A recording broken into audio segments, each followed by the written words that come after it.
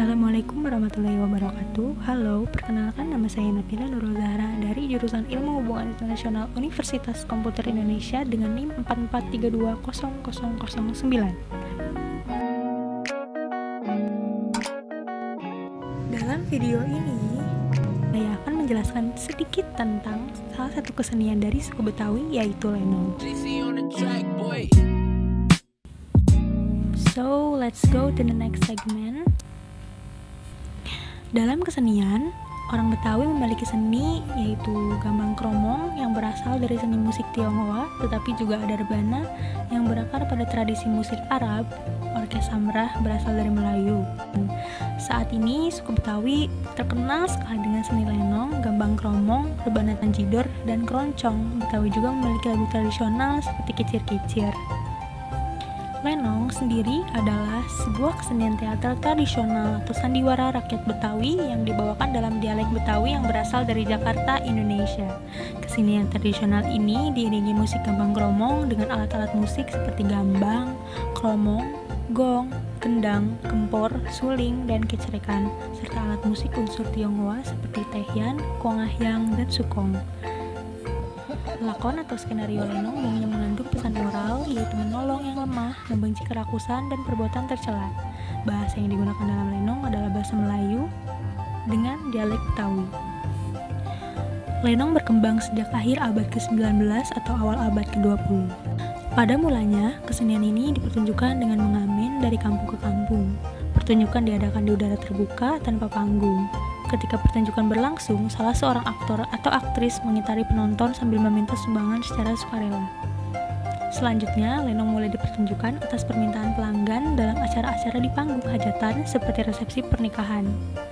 Baru di awal kemerdekaan, teater rakyat ini murni menjadi bahan tontonan panggung. Dalam pertunjukannya, lenong menggunakan panggung berbentuk tapal kuda. Panggung ditata dengan baik dan menggunakan dekorasi yang disebut seben. Seben terdiri dari beberapa layer selebar 3 x 5 meter yang bergambar berbagai macam corak, yang melukiskan panorama rumah orang kaya, kota, lukisan rumah penduduk yang sederhana, taman, hutan, rumah tradisional Betawi. Pemain lenong disebut panjak dan ronggeng. Panjak untuk pemain laki-laki dan ronggeng untuk pemain perempuan.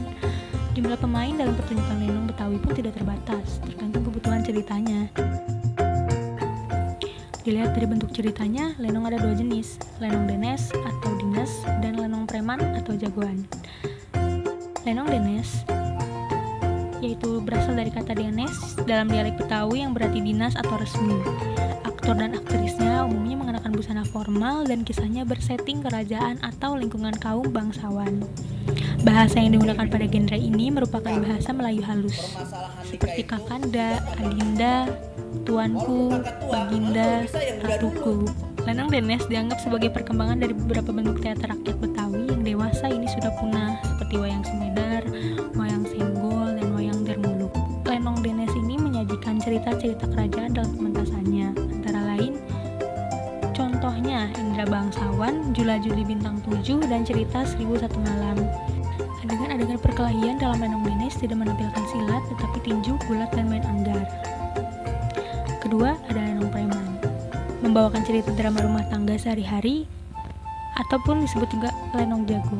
Disebut demikian karena cerita yang dibawakan umumnya kisah para jagoan seperti Si Pitung, Jampang, Jago Betawi, Mirah dari Marunda, Si Gobang Pendekar, Sambuk Wasiat, Sabeni, Jago Tembang, dan lain-lain. Bahasa yang digunakan pun sangat berbeda dengan bahasa yang digunakan oleh lenong dines, karena dengan latar belakang cerita sehari-hari, bahasanya pun mengikuti bahasa dialek Betawi sehari-hari, sehingga sangat komunikatif dan akrab dengan penontonnya. Biasanya para jagoan-jagoan yang ada di lenong preman digambarkan dengan pakaian berbentuk celana dan baju potongan koko dan pangsi, kaos oblong, ikat kepalanya yang menurut istilah setempat disebut setangan. Sekian pembahasan dari saya, semoga apa yang saya sampaikan dapat menambah pengetahuan dan wawasan baru bagi teman-teman semua yang menonton ini. Sampai jumpa lagi.